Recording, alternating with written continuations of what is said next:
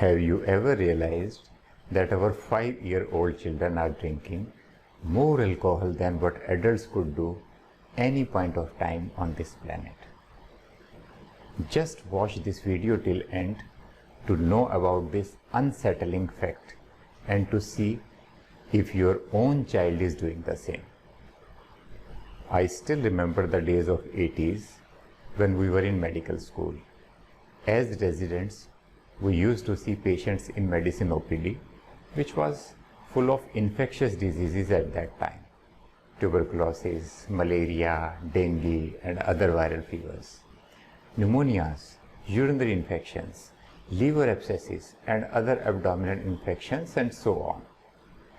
Persons with some lifestyle diseases like diabetes, hypertension, or joint problems were not as common as we see nowadays, and a number of them attended OPD with an ultrasound report of abdomen showing a presence of fatty liver or a cirrhosis of liver with swollen abdomen and feet. Although there are many reasons of cirrhosis of liver described in the medical literature, we instinctively knew that the reason was alcohol. Without going into further tests, we used to ask a simple question about their alcohol consumption, and there it was.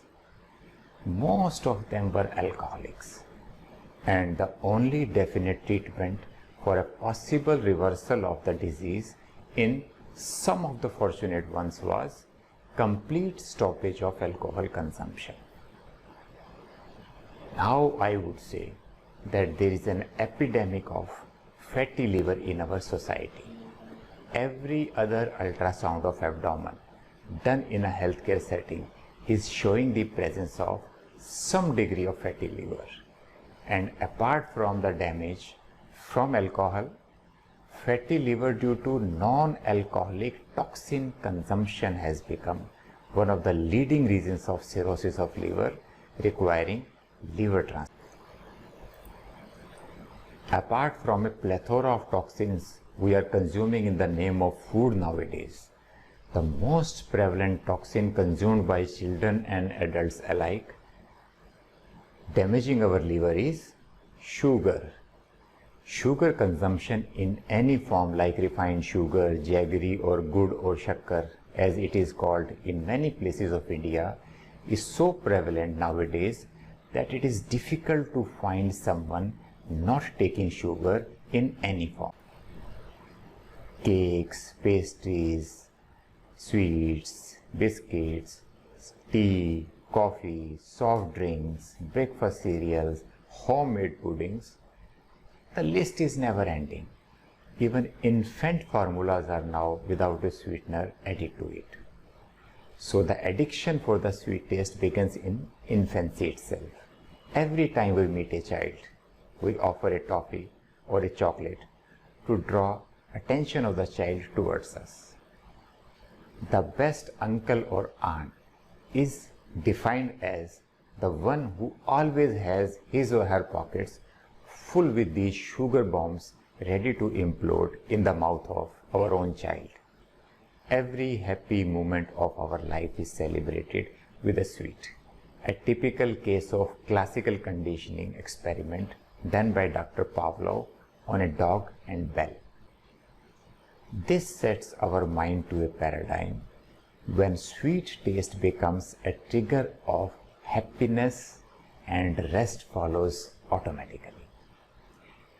Consequently, a brief moment of any stress, tension, depressed mood, or any other negative emotion tends to induce a crave for our sugar load to induce a happy state of mind.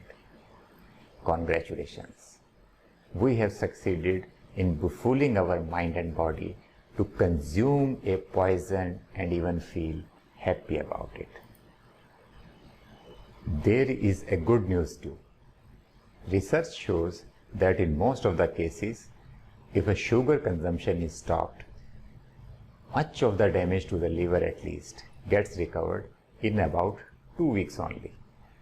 Then, if a non-sugar lifestyle is followed, the newly found healthy state can be maintained throughout life very easily. Believe me when I say that even if someone has been consuming sugar for decades, it doesn't take more than 2 to 3 non-sugar days to stop irreversible craving for this highly addicting substance.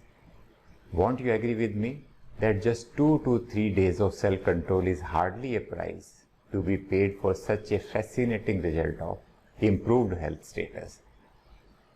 If you feel that you have learned something new today, that will not only change your life, but also help you in changing the life of those whom you love, I request you to subscribe this channel, like this video and